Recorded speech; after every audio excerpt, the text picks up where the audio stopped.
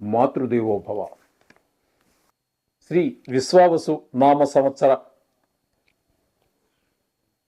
మేషరాశి వారికి సంవత్సర ఫలితాలు ఏ విధంగా ఉన్నాయో సశాస్త్రీయమైన పద్ధతిలో తెలుసుకునే ప్రయత్నం చేద్దాము.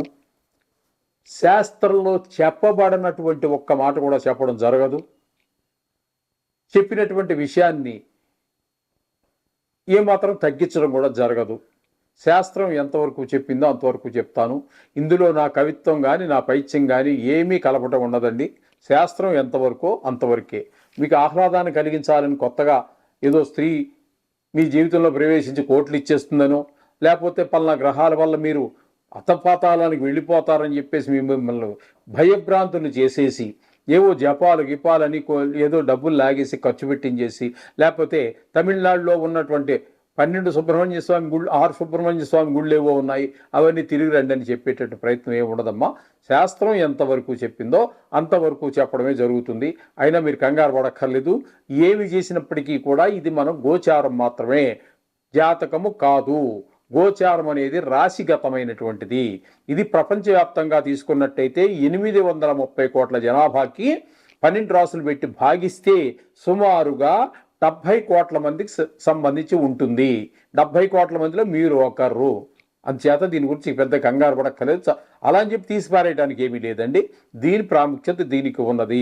మీ జాతకాన్ని నిష్ణాతులైన వారి చేత కానీ లేదా మా దగ్గర కూడా మీ జాతకాన్ని రాయించుకోవచ్చు. దానికి మీ జన్మ జాతకానికి ఈ రాశిగత జాతకాన్ని అనుసంధానం చేసుకుంటే ఖచ్చితమైన ఫలితాలు వస్తాయి. ఇప్పుడు మనం సంవత్సర ఫలితాలు చెప్పుకుంటున్నాము కాబట్టి అంతా కొంచెం శ్రద్ధగా వినండి. ఇక్కడ ముందుగా మేషరాశి వారికి ఫలితాలు ఏ విధంగా ఉన్నాయో తెలుసుకుందాం. మేషరాశి అనేటప్పటికీ ఏ రాశుల వారు దీనిలోనికి వస్తారు అనేటటువంటి మేషరాశిలోనికి సంబంధించిన వారు అవుతారనేది ముందుగా తెలియజేసుకుందాము. ఎందుకంటే ఇంకా ఇంతకాలం నుంచి వింటూనే ఉన్నారు, మేము చెబుతూనే ఉన్నాము. అయినా కొంతమంది పాపం వాడు దాని మీద శ్రద్ధ పెట్టక కావచ్చు, వేరే దృష్టి కావచ్చు, వేరే ప్రాబ్లమ్స్ కావచ్చు, సమస్యలు కావచ్చు, వారు గుర్తించలేకపోతున్నారు. కాబట్టి ఏ నక్షత్రాల వారు, ఏ పాదాల వారు, ఏ రాశుల్లోకి వస్తారనేది ప్రతిసారి 12 రాశులకి చెప్పుకునే ప్రయత్నం చేద్దాము. అందులో ముఖ్యంగా అశ్విని 4వ పాదం. అశ్విని 1, 2, 3, 4 4 పాదాలు ఉంటాయి ఏ నక్షత్రానికైనా సరే. అశ్విని 1, 2, 3, 4 పాదాలు, భరణి 1, 2, 3, 4 పాదాలు, కృత్తిక 1వ పాదము. ఇవన్నీ కలిపి మీకు మేషరాశికి సంబంధించిన వారు అవుతారు. ఈ మేషరాశి వారికి ఈ సంవత్సరంలో ఆదాయం 2, వ్యయం 14. ఇక్కడ ఆదాయము వ్యయము ఈ మధ్యకాలంలో మరి అందరూ కూడా ఆదాయం అంటే ధనానికి సంబంధించిన విషయం అని, వ్యయం అంటే ధనం ఖర్చు అవ్వటం అని ఈ విధంగా కొంతమంది చెబుతున్నారు. అది కూడా కరెక్ట్ కావచ్చు, కాదని నేను అనను. కానీ శాస్త్రం చెప్పినది మాత్రం వేరుగా ఉన్నది, భిన్నంగా ఉన్నది. ఒక దగ్గర నేను చదవటం జరిగింది, ఒక మహానుభావుడు చెప్తుంటే వినడం కూడా జరిగింది. నా చిన్నప్పుడే మా నాన్నగారు కూడా చెప్పారు ఆ మాట. అది ఆ విషయాన్ని ఒక్కసారి మీకు మనవి చేసుకుంటాను. ఏంటంటే రోగ ఆరోగ్య సంజ్ఞక అని ఆదాయం వేయాలంటే రోగాన్ని ఆరోగ్యం అంటే అనారోగ్యాన్ని తెలియజేసేటటువంటిది, అంతేగాని ఇది ధనానికి సంబంధించినది కాదు అని నేను ఎక్కడో చదవటం జరిగింది, ఎవరో చెప్పంగానే జరిగింది, మా నాన్నగారు చెప్పారు. అట్లాగే ఇక్కడ మరి ఇలా ధన రూపంగా చెప్పుకున్న తప్పేమీ లేదని నా అభిప్రాయం. అది కూడా ఉందండి. ఎందుకంటే ఇక్కడ ఆదాయం తక్కువైపోయింది కాబట్టి వ్యయం ఎక్కువైపోయింది కాబట్టి మీరు తెలుసుకుని ఏం చేయాలి? ఎవరు చెప్పారు? గురువు గారు చెప్పారు, మేము విన్నాం, తల ఆడించాం. దానివల్ల ప్రయోజనం లేదండి. మీరు ఖర్చుని నియంత్రించుకోండి. ఏ ఖర్చు అవసరమో దానికి మాత్రమే ఖర్చు పెట్టండి. అనవసరమైన విలాసాలకి పోకండి, ఆర్భాటాలకి అసలు వెళ్ళకండి. ఇంట్లో పిల్లలు ఉంటారు, ఏదో చెప్తారు, తప్పదు, కొన్ని తప్పన ఉంటాయి. అలాని కాదు, అంచేత చాలా నియంత్రించుకోవలసినటువంటి పరిస్థితి ఉన్నది. ఆదాయం తక్కువ, వ్యయం ఎక్కువ ఉన్నప్పుడు ఇది మాత్రం గుర్తుపెట్టుకోండి. అదేవిధంగా రాజపూజ్యత అగౌరవం అంటే గౌరవించబడటము, అవమానాలు పాలవటం. లేకపోతే అవమానం కాకపోయినప్పటికీ గౌరవం మనకు పెద్ద గౌరవించట్లేదు. ఈ విధమైనటువంటి పరిస్థితులు అవి ఎలా ఉన్నాయి అన్నట్టయితే గౌరవం 5, అగౌరవం 7 పాయింట్. అంటే అగౌరవం ఎక్కువ ఉంది, ఇక్కడ గౌరవం తక్కువ ఉంది. మరి బాగానే ఉంది, గురువు గారు చెప్పారు, మేము విన్నాము, ఏంటి మరి చేయాల్సిన రెమెడీ ఏంటి దానికి? దానికి ఒక సమస్య అంటూ ఉంటే కొన్నిటికి రెమెడీ చాలా వాటికి ఉంటుంది, కొన్నిటికి రెమెడీ ఉండదు.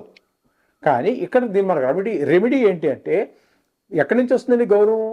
మాట ద్వారా వస్తుంది, ధనం ద్వారా వస్తుంది, విద్య ద్వారా వస్తూ ఉంటుంది. వీటిని కాపాడుకోండి. మాటను మాత్రం ఎవరి మీద అగౌరవంగా మాట్లాడడం చేయవద్దండి. అగౌరవంగా మీరు మాట్లాడితే వారు 2 మాటలు అగౌరవంగా మాట్లాడేటువంటి పరిస్థితులు ఉంటాయి. అందుచేత మాటని మృదువుగాను మితంగాను మాట్లాడండి. అది ఇహానికి పరానికి కూడా పనిచేస్తుంది. మాటలు తగ్గించుకుని మీరు ముందుకు వెళ్ళినట్టయితే ఈ అగౌరవం, అక్కర్లేని వాళ్ళతో మాట్లాడటము, అక్కర్లేని మాటలు మాట్లాడటం తగ్గించుకున్నట్టయితే మనకి ఈ సమస్య నుంచి మనం బయటపడవచ్చు. ఇది గమనించ ప్రార్థన. ఈ విధంగా ఉంటుందండి. ఇకపోతే మేషరాశి వారికి కనుక మనం తీసుకున్నట్టయితే ఇక్కడ గురు యొక్క సంచారం ద్వితీయ స్థానంలో ఒక 8వ తారీఖు 5వ నెల, మే నెలలో 8వ తారీఖు వరకు మాత్రం ద్వితీయ స్థానంలో సంచారం చేస్తూ ఉన్నారు. తదుపరి తృతీయ స్థానం అయినటువంటి మిథునంలోకి సంచారం సంవత్సరాంతం వరకు కూడా అక్కడ సంచారం చేస్తూ ఉన్నారు. అందుచేత ఇక్కడ గురువు యొక్క ప్రభావం కనుక మనం తీసుకున్నట్టయితే ద్వితీయ స్థానంలో గురువు యొక్క సంచారం మంచిగా చాలా బాగుంటుంది. శుభ ఫలితాలను ఇవ్వడానికి సమర్థుడు. అంటే ఏ విధమైనటువంటి సమస్యల్లో మీకు ఆయన సహకరిస్తాడు అన్నట్లయితే ఇక్కడ కుటుంబ విషయంలో, ధన విషయంలో, మాట విషయంలో మీకు అంతే కూడా మే 15 వరకు మీకు చక్కటి ఫలితాలు ఇస్తాడు. తదుపరి తృతీయ స్థానంలో ప్రవేశిస్తూ ఉన్నారు మిథునంలోనికి. మిథునంలో ప్రవేశించిన తర్వాత మీకు అంత అనుకూలమైన ఫలితాలు ఇవ్వరు, ప్రతికూలమైన ఫలితాలే ఉంటాయి. ప్రతికూలమైన ఫలితాలు అన్నట్టయితే ఇక్కడ ఏదో జరిగిపోతుందని ఏం కంగారు పడక్కర్లేదండి. మీకు సహకరించజాలరు. మనం ఎవరి నుంచో కొంతమంది దగ్గర నుంచి కొన్ని రకాలు, కొంతమంది దగ్గర నుంచి ఆర్థికంగా, కొంతమంది దగ్గర నుంచి ఏదో రికమెండేషన్ లెటరు ఉద్యోగానికో, లేకపోతే కొంతమంది దగ్గర ఏదో రంగంలో ప్రవేశించడానికో వారి యొక్క సహాయ సహకారాలు అడగడానికి ప్రయత్నం చేస్తాం. అటువంటిది మీకు మీ దగ్గర వారి దగ్గర నుంచి కానీ, దూరం వారి దగ్గర నుంచి కానీ, ఉద్యోగ స్థలాల్లో కానీ, వ్యాపార స్థలాల్లో కానీ ఎవ్వరూ మీరు పైకి నటిస్తారే కానీ మీకు సహాయ సహకారం వాళ్ళకి తెలుసు. వాళ్ళకి తెలిసినప్పటికీ కూడా అది వాళ్ళకి చేత కాదని కాదు, మీకు సహకరించరు. అది ప్రభావం ఏంటంటే అది గురువు యొక్క ప్రభావం వల్ల జరిగేటటువంటి పరిస్థితులు ఈ విధంగా ఉంటూ ఉంటాయి. తదుపరి ఈ మేషరాశి వారికి కనుక చూసుకున్నట్టయితే 6వ స్థానంలో కేతు యొక్క సంచారం జరుగుతోందండి. ఈ కేతు యొక్క సంచారం కనుక మనం తీసుకున్నట్టయితే ఇక్కడ 16వ తారీఖు 5వ నెల 2025 నుండి సింహంలోకి వెళ్ళిపోతున్నాడు. 16/5 వరకు మాత్రం 16/5 వరకు మాత్రం మీకు అనుకూలమైనటువంటి ఫలితాలు ఉంటాయి. తదుపరి సింహంలో ప్రవేశిస్తూ ఉన్నారు. 5వ స్థానంలో ప్రవేశించిన తర్వాత మీకు అనుకూలమైనటువంటి ఫలితాలను కేతు ప్రభావం వల్ల అందవు. ఏ విధమైన ప్రతికూలమైన ఫలితాలు వస్తాయి అన్నట్టయితే మీ పిల్లల చదువు విషయంలో శ్రద్ధ తగ్గటము, చదువులో అశ్రద్ధ చేయటము, ఒకవేళ చదివినా తలకి ఎక్కకపోవటము, దృష్టి ఒక దగ్గర ఉండి పని ఒకటి చేస్తూ ఉన్నట్టయితే ఇది ఎక్కదండి. అట్లాగే అక్కడి నుంచి గాయాలు తగిలించుకోవటము, ఆటల మీద చెడు స్నేహాలు పట్టటము, చిన్నపిల్లల చెడు స్నేహాలు వేరుగా ఉంటాయి. ఒక 10th దగ్గర నుంచి ఇంటర్మీడియట్ డిగ్రీ దగ్గరికి వచ్చే స్నేహాల యొక్క ప్రభావం చాలా హెచ్చు మోతాదులో ఉంటుంది. అది జీవితాన్నే టర్న్ చేస్తుంది. ఇప్పుడు మనకి హై స్కూల్ లెవెల్ వరకు వారు చెడు స్నేహాలు చేసినప్పటికీ దాన్ని మనం మలుచుకోగలము. అది మొక్కలో ఉంటుంది కాబట్టి మారిన తర్వాత వంగడం కష్టం. అందుచేత వారు 10th క్లాసులో ప్రవేశించిన మొదలు ఇంటర్మీడియట్ డిగ్రీ దగ్గర నుంచి కొంత ఆ అబ్బాయికి మొత్తం ప్రపంచ జ్ఞానం చేసి వాట్ ఈజ్ వాట్, ఏది మంచి ఏది చెడ్డ తెలిసే వరకు మీ యొక్క దృష్టి పిల్లల మీద పెట్టవలసి ఉంటుంది. అంచేత ఇది మీ విషయంలో కొంచెం జాగ్రత్తగా ఉండండి అని చెప్పడం కోసం ఆ విధమైనటువంటి ఫలితాలన్నీ కూడా కేతు మనకు సూచిస్తూ ఉన్నారు. 5వ స్థానంలోకి వచ్చిన తర్వాత 6లో ఉన్నప్పుడు మాత్రం అనుకూలమైన ఫలితాలు ఇచ్చారు. అది కేవలం మే నెల 16వ తారీఖు వరకు మాత్రమే జరుగుతుంది. తదుపరి సంవత్సరం అంతా కూడా మీకు అనుకూలమైన ఫలితాలను ఇవ్వజాలరు. తదుపరి ఇక పోయినట్టయితే దశమ స్థానంలో శని భగవానుడు దశమ కాదు ఏకాదశ స్థానంలో శని భగవాను యొక్క సంచారం జరుగుతూ ఉన్నదండి. శని భగవాను యొక్క సంచారం 11వ స్థానంలో జరుగుతున్నది. అక్కడ అప్పుడు ఎంతవరకు ఉన్నట్టయితే అక్కడ 17వ తారీఖు 4వ నెల అంతవరకే. అంటే ఒక్క 17 రోజులు మాత్రమే మీకు ఏకాదశ స్థానంలో సుఫలితాలు ఇస్తూ ఉన్నారు. తదుపరి ఆయన వ్యయ స్థానంలోకి వెళ్ళిపోతున్నారు. వ్యయ స్థానంలో శని యొక్క ప్రభావం అంత అనుకూలమైనటువంటి ఫలితాలు ఇవ్వదండి. ధన వ్యయం పెరగటము, ఖర్చులు పెరిగిపోవటము, శత్రుభయము, మనోవిచారము, ఈ విధమైన కళతర నష్టము.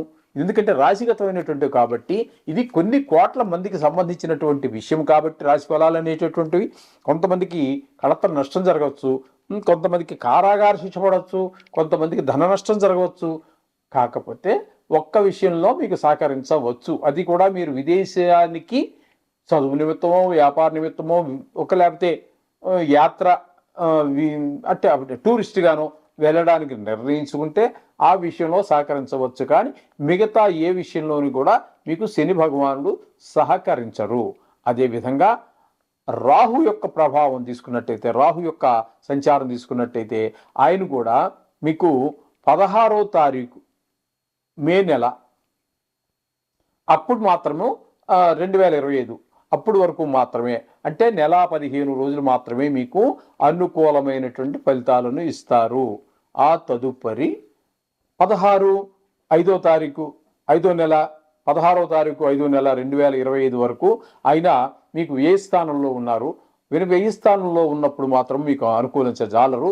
తదుపరి సంవత్సరం అంతా కూడా ఆయన ఇప్పుడు కూడా వక్రగతిలో సంచారం చేస్తారు కాబట్టి ఆయన మీకు ఏకాదశ స్థానమైన కుంభంలో ప్రవేశిస్తూ ఉన్నారు.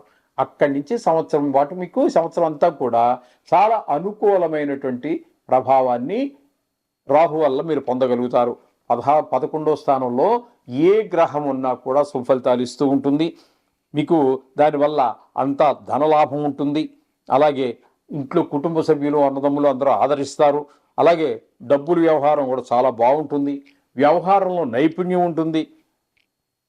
ఇవాళ రేపు అనేటటువంటి బంధువుల్లో కానీ ఎవరన్నా ఉన్నట్టయితే స్నేహితుల్లో కానీ వాళ్ళ ఆయుర్దాయాలు బాగుంటాయి. ఈ విధమైన మంచి ఫలితాలన్నీ కూడా ఏకాదశ స్థానంలోకి ప్రవేశించినటువంటి రాహు వల్ల సుఫలితాలు కలుగుతూ ఉంటాయి. ఇకపోతే శనీశ్వరుని యొక్క ప్రభావం మనం తీసుకోవాల్సి ఉంటుంది. అయినా శనీశ్వరుడు ఇక్కడ కుంభంలో ఒక 16వ తారీఖు 5వ నెల వరకు, అంటే నెల 15 రోజులు మాత్రం మీకు ఏకాదశ స్థానంలో మంచి ఫలితాలు ఇస్తూ ఉన్నారు. తదుపరి మీనరాశిలోనికి ప్రవేశిస్తూ ఉన్నారు. మీనరాశి అంటే మేష రాశికి వ్యయస్థానం అవుతుంది. కాబట్టి మీకు అక్కడ నుంచి మేష రాశి వారికి ఏలినాటి శని ప్రారంభం అవుతున్నది. ఇది 2.5 సంవత్సరాల పాటు ఉంటుంది. ఈ నెల 15 రోజులు తీసేస్తే 2 సంవత్సరాల 3 నెలల 15 రోజుల పాటు మీకు ఏలినాటి శని ప్రభావం మీ మేషరాశి మీద కలుగుతుంది. ఈ 2.5 సంవత్సరాల్లోనూ, అంటే మన సంవత్సర ఫలితాలు చెప్పుకుంటున్నాం కాబట్టి సంవత్సరం వరకు అనుకుందాం, కానీ మొత్తం మీద టోటల్గా 2.5 సంవత్సరాల పాటు మీకు ఇదే పరిస్థితి శనీశ్వరుని వల్ల కలుగుతూ ఉంటుంది. అటువంటి పరిస్థితుల్లో మీరు ఎప్పుడు సంవత్సరంలో ఎన్ని శని త్రయోదశులు వచ్చినా శనీశ్వరుడికి కాసిన నువ్వులు నూనె వేయటము ఇవన్నీ చేయించుకోండి. ఇంకా అవకాశం ఉన్నట్టయితే ఈశ్వరాభిషేకం చేయించుకోండి. అలాగే మీకు ఇంకా అవకాశం ఉండి బాధలు ఎక్కువగా, అంటే ఇంతకంటే బాధలు అన్నట్టయితే జాతక రీత్యా వచ్చేటటువంటి బాధలు కూడా దీనికి తోడైతే మరింత బాధలు ఎక్కువైపోతాయి. కాబట్టి అప్పుడు ఖచ్చితంగా జపశాంతులు చేయించుకోండి, జపం చేయించుకోండి. దానం కూడా ఇవ్వండి. నువ్వులు, ఇనప ముక్క, కొంచెం దూది అలాగే ఇవన్నీ కలిపి ఒక ఇనప దానిలో పెట్టేసి మీరు అది ఒక బ్రాహ్మడికి దానం ఇచ్చేసేయండి. చేస్తే మీకు శని ప్రభావం చాలా తగ్గుతుంది. ఇంకా ఆర్థిక పరిస్థితి బాగున్నటువంటి వారు ఎవరైనా ఉన్నట్టయితే మీరు చక్కగా మందపల్లి కానీ ఎక్కడికైనా వెళితే ప్రత్యేకించి స్పెసిఫిక్గా వెళ్ళక్కర్లేదండి. మీరు ఇక్కడ చేసుకున్న అదే దేవుడు, అక్కడికి వెళ్ళిన అదే దేవుడు, చాలామంది సజెస్ట్ చేస్తున్నారు, చేయనివ్వండి. అది నేను తప్పను, కానీ మీ ఆర్థిక పరిస్థితిని చూసుకొని మీరు చేయండి. ఫలితం ఎక్కడికి వెళ్ళినా ఒకటే కాబట్టి మీరు ఇక్కడ కూడా చేసుకోవచ్చు. ఈ విధమైన ఫలితాలన్నీ కూడా మీకు మేషరాశి వారికి కలుగుతూ ఉన్నాయి. శుభం భూయాత్.